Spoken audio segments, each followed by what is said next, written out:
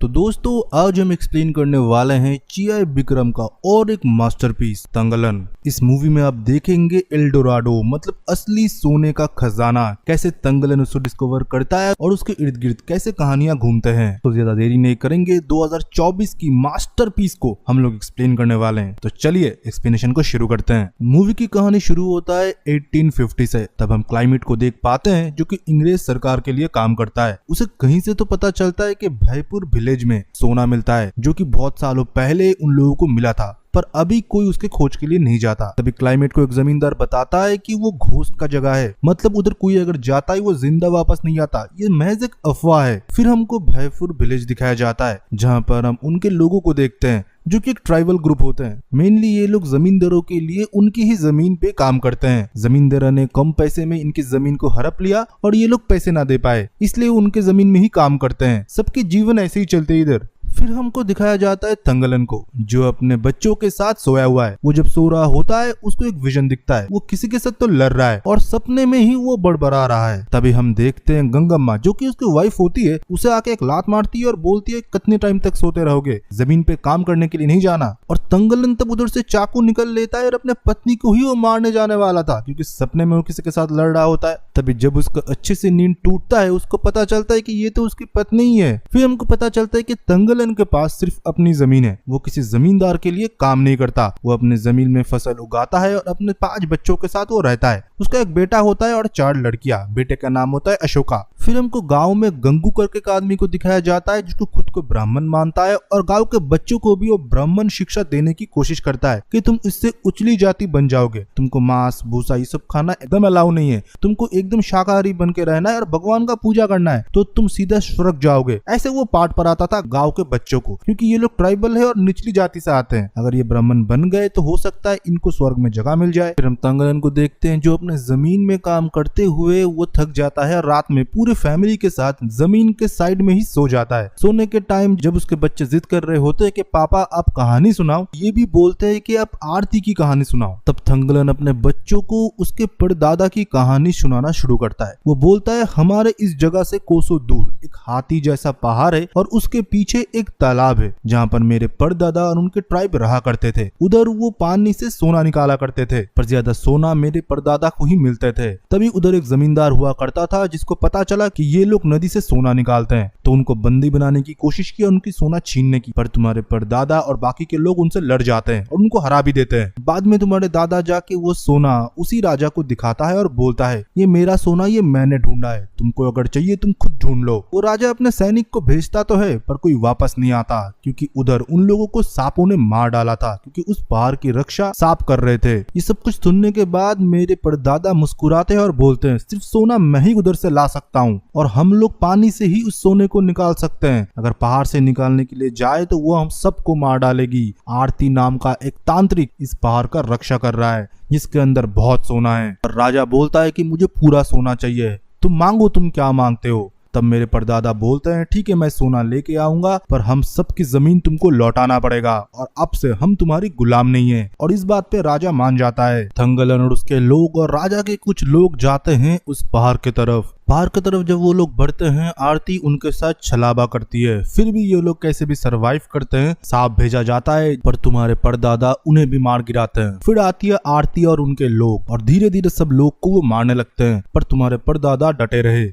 करके आरती के लोगों को पहले मारते हैं और आरती को बंदी बना लेते हैं और पहाड़ से कुछ सोना लेके राजा को दिखाते हैं। पर राजा जब वो सोना देखता है कुछ टाइम बाद वो मानो गिरने लगते हैं। वो एक मिट्टी था जो कि एक माया जाल था जो कि आरती ने ही बिछाया था। फिर तुम्हारे परदादा गुस्से में आ जाते हैं और उधर एक मूर्ति था जो कि गौतम बुद्ध जी की होती है और उनका सर वो उधर से गिरा देता है। आरती तब बहुत गुस्से में आ जाता है और बहुत जोर से चीखती है। तब तुम्हारे परदादा भी बहुत गुस्सा आ जाते हैं और आरती के सामने जाने के बाद उसका पेट चीर देते हैं। जो खून उधर से निकलता है और उस खून से ही बहुत सोना पैदा होता है। आरती तो मारी गई थी पर लोगों को बहुत सोना मिला और तुम्हारे परदादा को भी, इसलिए हमारे पास आज खुद के जमीन है। देखते हैं उसी दिन रात को जब तंगलन उनके फैमिली सोए हुए थे, कहानी सुनने के बाद कोई उनका फसल जला देता है। वो काम उन जमींदार के ही था जिसका नजर थंगलन के जमीन पे था, क्योंकि थंगलन के पास खुद का जमीन था, वो भी हड़पना चाहता है, जो कि वो हड़प लेता है। फिर थंगलन भी जमींदार के जमीन में काम करने लगा। अभी थंगलन के फैमिलीज भी सफर कर रहे होते हैं। तभी गांव में आता है वही अंग्रेज बिजनेसमैन क्लाइमेट। वो आने के बाद अपने लोगों से बुलवाता है कि मैं चाहता हूँ कि तुम लोग सोना ढूंढने में मेरी मदद करो। मैंने सुना है कि तुम्हारे पूर्वजों को इधर सोना मिला था। ये सोने की बात सुनने के बाद ही सारे लोग उधर से भाग जाते हैं। थंगलन उधर रुका रहता है क्योंकि उसके परदादा ने ही सोना ढूंढा था। वो अंग्रेज ये भी बोलता है कि तुम लोगों को हर दिन मैं मजदूरी भी दूंगा, पर सारे लोग उधर से फिर भी चले जाते हैं। तभी गंगम्मा आती है एंड थंगलन को भी वो लेके चले जाते हैं। थंगलन घर जाने के बाद अपने वाइफ को समझाता है कि हम लोग कैसे ऐसे जिएंगे, तुमको अच्छे अच्छे कपड़े चाहिए, बच्चों को भी अच्छे कपड़े चाहिए, वो उस पैसे से ही आएंगे, और अगर हमारे पास हमारी जमीन लौट आया हम खेती करके और पैसे कमा सकते हैं। मेरे पूर्वजों ने ही ढूंढा था, सोने की जगह मैं भी ढूंढ सकता हूँ। और गंगम्मा को वो राजी करने की कोशिश करता है और लास्ट में उसकी बीवी भी मान ही जाती है। हम देखते हैं अगले दिन थंगलन गांव के कुछ लोगों को भी राजी करवाता है और क्लाइमेट के साथ जाने के लिए वो तैयार हो जाता है। वो अपने बेटे अशोका को भी लेके जाता है और क्लाइमेट अपना बेटा विलम को भी। ये लोग फिर थोड़े आगे जाते हैं और गंगू को दिखाई देता है वही नदी। थंगलन के लोग और क्लाइमेट के लोग एक साथ नदी में उतरते हैं क्योंकि नदी के उस पारी उस हाथी जैसे दिखने वाला पहाड़ था। पर पानी में जब ये लोग जा रहे होते हैं थंगलन को आरती के विजुअल आना शुरू हो जाते हैं। थंगलन थोड़ा घबरा जाता है और उसके संतुलन बिगड़ता है। उसके संतुलन बिगड़ने की वजह से सारे लोग ही पानी में गिर जाते हैं और उनके जो इक्विपमेंट्स थे वो भी नदी में बह जाते हैं। फिर कैसे भी करके उस पार जाते हैं और क्लाइमेट के साथी और खुद क्लाइमेट भी उसके ऊपर भरोसा नहीं करते कि ये वाला रास्ता थंगलन ने क्यों चुना। और क्लाइमेट के साथ आया हुआ दोस्त आर्थर भी उसे एक शैतान बुलाता है कि ये सबको ले डूबेगा और सबको खत्म करना ही इसका मकसद है। क्लाइमेट के पास कोई चारा नहीं था थंगलन के बात सुनने के अलावा। फिर थंगलन बोलता है हमको और आगे की तरफ बढ़ना पड़ेगा। जब वो फिर से आगे की तरफ बढ़ते हैं वो लोग फिर सोने की खोज करना शुरू कर देते हैं। जमीन पे, नदी पे, पर कहीं पर भी उनको सोना नहीं मिलता। थंगलन बोलता है हमको उस पहाड़ी पे जाके ही सोना मिलेगा, इधर हमको कुछ भी हाथ में नहीं आएगा। फिर अचानक से थंगलन को दूर एक जमीन पे वही बुद्ध मूर्ति का सर मिलता है, जो देखने के बाद थंगलन क्लाइमेट को बोलता है ये मेरे पूर्वजों ने ही काटा था, इधर आसपास ही हमको सोना मिल सकता है, हम बहुत ही करीब है। थंगलन फिर से उन लोगों को रास्ता दिखा के पहाड़ के करीब जाने लगता है। तभी अचानक से उनके सामने एक ब्लैक पैंथर आता है और कुछ लोगों को वो घायल भी कर देता है। फिर थंगलन उसके साथ लड़ता है और उसे मार गिराता है। इस बार तो आर्थर को बहुत ही गुस्सा आता है। वो बोलता है क्लाइमेट ये हम सबको मारेगा, इसलिए वो खतरनाक रास्तों से हमको लेके जा रहा है। थंगलन तब बोलता है अगर सोना पाना है तो हमको इन मुश्किलों का सामना तो करना ही पड़ेगा। आर्थर को मानो क्या गुस्सा चढ़ता है, वो थंगलन के ऊपर गन पॉइंट कर देता है। तब उसका बेटा अशोका उसके ऊपर गोली मारने की कोशिश करता है और गोली जाके लगता है आर्थर के हाथ पे,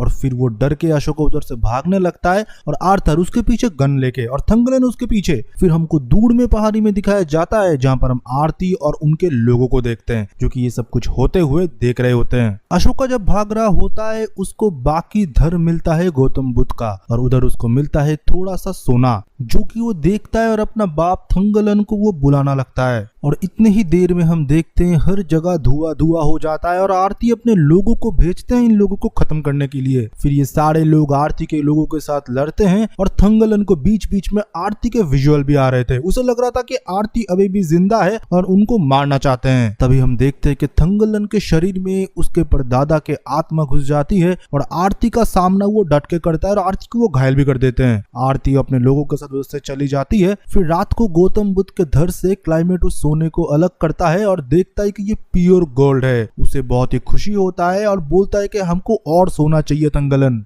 फिर रात को ये लोग जश्न मना रहे होते हैं, तभी बिजली चमकता है और विलम के ऊपर वो बिजली गिरता है और उसकी उधर ही मौत हो जाती है। क्लाइमेट बहुत ही रो रहा होता है पर वो अपने बेटे को दफनाता है और सोने की तरफ वो बढ़ने लगता है और बोलता है कि हमको और सोना चाहिए, तुम अपने गांव वालों को जाके बोलो मैं और पैसे देने के लिए राजी हूँ, सबको मना के ले आओ। और थंगलन को अपने कपड़े भी देते हैं। थंगलन फिर एक घोड़ा लेके उसके कपड़े पहन के अपने गाँव में जाते हैं। गाँव में जाने के बाद अपने बीवी को नए कपड़े देते हैं, बच्चों को नए कपड़े देते हैं और गाँव वालों को ये बोलते हैं कि हमारे पूर्वज पूर्वजों की सोना है, वो हमको ही मिलना चाहिए। क्लाइमेट ने हमको बोला कि हमको बहुत पैसे देंगे और हमको जमीन भी छुड़ा के देंगे, हम सबको जाना चाहिए उस सोना लाने के लिए। और वो अपने थैली से सोना भी दिखाता है। तब गांव वालों को और यकीन आता है कि थंगलन सच बोल रहा है, उधर सोना मिल रहा है। सारे लोग उस सोने के पहाड़ की तरफ जाने लगते हैं। उनमें से एक थंगलन को बोलता है कि आप जाने के बाद क्लाइमेट के लोग हमारे गांव में आते हैं और नागा ट्राइबल के ऊपर गोली चला देते हैं। तब आपका बेटा अशोका जाते हैं उनको रोकने के लिए, और मानो उसको क्या हो जाता है, वो उन सैनिकों से लड़ने लगता है। सैनिकों ने उसको बांध के रखा है।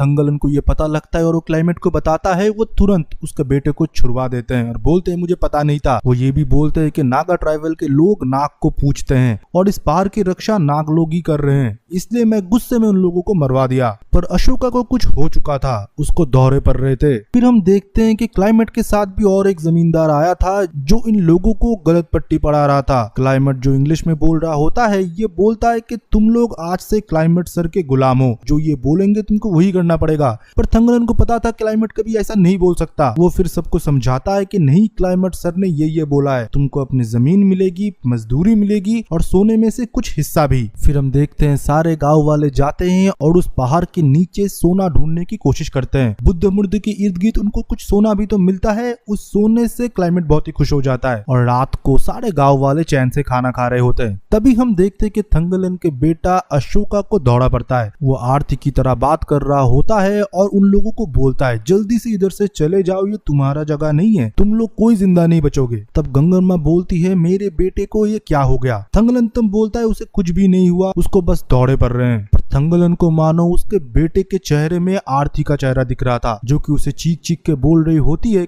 तुम सब मरोगे। पर थंगलन फिर भी डटा रहा क्योंकि उसको पैसे चाहिए थे अपने जीवन सुधारने के लिए। फिर हम देखते हैं फिर से खुदाई शुरू होता है अगले दिन, पर इस बार उन लोगों को कुछ भी नहीं मिलता। ऐसे 2-3 दिन हो जाते हैं जब उनको कुछ नहीं मिलता, सिर्फ क्लाइमेट के पैसे ही खर्चे हो रहे थे। तभी क्लाइमेट के बाकी दोस्त उनको बोलते हैं कि तुम एक काम करो, तुम्हारा पैसा तो ऐसे जाया हो रहा है, तुम लोगों को बोलो जिस दिन तुमको सोना मिलेगा उस दिन ही तुमको मजदूरी मिलेंगे, नहीं तो नहीं मिलेगा। इतनी दूर आके ये लोग वापस नहीं लौट के जाएंगे। और यही होता है, ये लोग ये भी मान जाते हैं क्योंकि सोना चाहिए था उन लोगों को। फिर खुदाई होता जाता है, फिर भी उन लोगों को सोना नहीं मिलता, उन लोगों को खाना भी नहीं मिलता और पैसा भी। फिर भी ये लोग काम करते जाते हैं सिर्फ सोने के लालच में। फिर हम देखते हैं कि आर्थर को दूर एक सोना चमकता हुआ पहाड़ में दिखते हैं। वो जब पहाड़ की तरफ बढ़ते हैं तब उधर से सांप निकलने लगते हैं और चारों तरफ सांप बिखर जाते हैं और एक एक को काटने की कोशिश करते हैं। कुछ लोग तो बच जाते हैं और कुछ मर जाते हैं। उनमें से एक थंगलन की बेटी भी होती है जो कि इधर मर चुकी है। थंगलन उसे रोते हुए दफनाता है और गंगम्मा और वो उसके कब्र में बहुत रोते हैं। ये सब कुछ होने के बाद थंगलन के पास एक बूढ़ा आदमी बैठता है और बोलता है हमको सोना ऐसे नहीं मिलेगा, तुम्हारे परदादा ने आरती का पेट काट दिया था, उसमें से जो खून निकला था उसी से ही सोना पैदा हुआ था, तुमको भी वही करना पड़ेगा। पर थंगलन ये करना नहीं चाहता। वो बोलता है किसी का पेट चीर के खून निकाल के मुझे सोना नहीं चाहिए, मुझे बस मेरे हिस्से के, मेरे मेहनत के कुछ सोना चाहिए, जो कि इतने थोड़े हो मेरे और मेरे गाँव वाले के पूरे तकलीफ को वो मिटा पाए।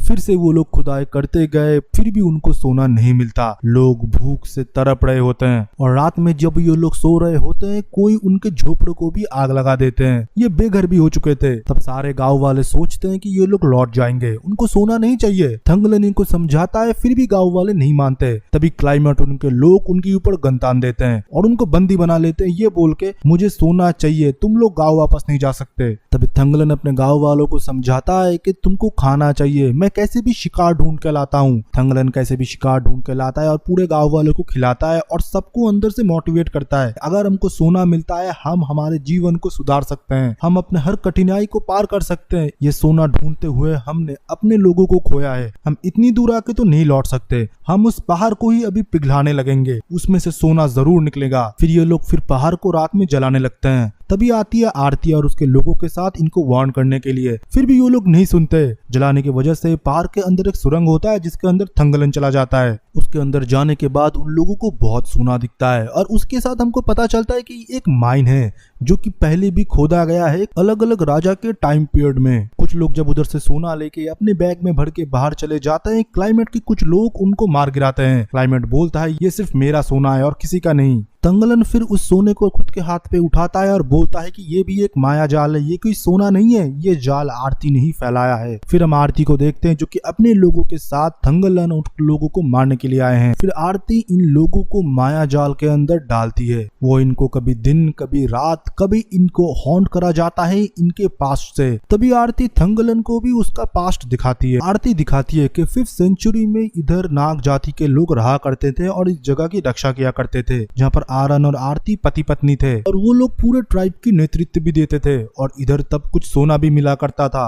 आरन और आरती को पता चलता है कि कुछ लोग इस सोने को पाना चाहते हैं। जब कोई उनके तरफ बढ़ता है तो आरन अपने लोगों के साथ उनके साथ लड़ने के लिए जाता है, पर वो लोग आरन और उसके लोगों को हरा देते हैं और आरन को बंदी बना लेते हैं और उसे ही बोलते हैं ये सोना तू ही ढूंढेगा। फिर आरन को बंदी बना के उससे ही सोना ढूंढवाया जाता है और ये सिलसिला चलता गया पीढ़ी दर पीढ़ी, सदियों दर सदियों। और तंगलन तुम हमारे ही वारिस हो, तुम्हारे परदादा के परदादा उनके भी परदादा हमारे ट्राइब के हैं और सदियों से ये काम चला आ रहा है। ये सब कुछ देखने के बाद जब उसको होश आता है तभी हम देखते हैं कि क्लाइमेट आरती के ऊपर हमला कर देता है और उसके पेट के अंदर वो एक सरिया घुसा देता है और आरती क्लाइमेट को खत्म कर देती है। आरती मरने वाली होती है पर तंगलन उससे माफी मांगता है और अपनी गलती मानता है और ये भी बोलता है कि मेरे लोगों के लिए कुछ सोना मुझे ले जाने के लिए दो। हम बहुत ही कठिनाई से जिंदगी जीते हैं, अब बहुत ज्यादा शुल्क बढ़ चुका है जो कि जमींदार हमसे लेते हैं। माँ अभी आप ही हमारी रक्षा कर सकते हो। तभी आरती उसे थोड़ा सा सोना ले जाने की परमिशन देती है और तंगलन सोना ले जाता है और अपने लोगों को दिखाता है। तभी हम देखते हैं कुछ ब्रिटिश आर्मी उनके पास आता है वो सोने को लूट करने के लिए। फिर पूरा गांव और तंगलन उनके खिलाफ और एक बगावत का ऐलान कर देता है और इसी के साथ इस मूवी का एक्सप्लेनेशन खत्म होता है। अगर आपको वीडियो पसंद आया तो वीडियो को लाइक करे, कमेंट सेक्शन में अपना ओपिनियन दे और जाइएगा मत। इसके बाद हमारा और एक फ्री सर्विस का वीडियो प्ले होगा जो आप एंड तक देखिए एंड डिस्क्रिप्शन के पिन कमेंट के लिंक से हमारे ग्रुप में ज्वाइन हो जाइए। ये एक टोटली फ्री सर्विस है जो कि हमारे व्यूअर्स के लिए है। तो चलिए तब तक के लिए बाय बाय एंड सी या। हे गाइस, ऑनलाइन शॉपिंग तो अब लोग करते ही होंगे, बट अगर वो शॉपिंग और भी ज्यादा सस्ते में हो जाए। मैंने खुद ये Realme का हेयर ड्रायर ओनली 444 रुपीज में बुक किया है। इसी के साथ ही साथ इधर आपको smartphone, smart watch, TV, shoes, clothes बहुत ही डिस्काउंटेड प्राइस में मिलेंगे, जो कि लिमिटेड टाइम के लिए आपकी फेवरेट शॉपिंग प्लेटफॉर्म पर आती है, वो हम आपको बताएंगे। सो ज्वाइन करने के लिए प्ले स्टोर से टेलीग्राम ऐप को डाउनलोड कीजिए। रजिस्टर करने के बाद सर्च करें सेव पैसा, देन ये रहा ग्रुप। अब आप ज्वाइन हो जाइए और ग्रुप में जरूर एक्टिव रहिए लिमिटेड डील्स को ग्रैब करने के लिए। ये डिस्क्रिप्शन के लिंक से भी आप डायरेक्ट ज्वाइन कर सकते हैं। सो जल्दी ग्रुप ज्वाइन करें और ऑफर्स को ग्रैब करें।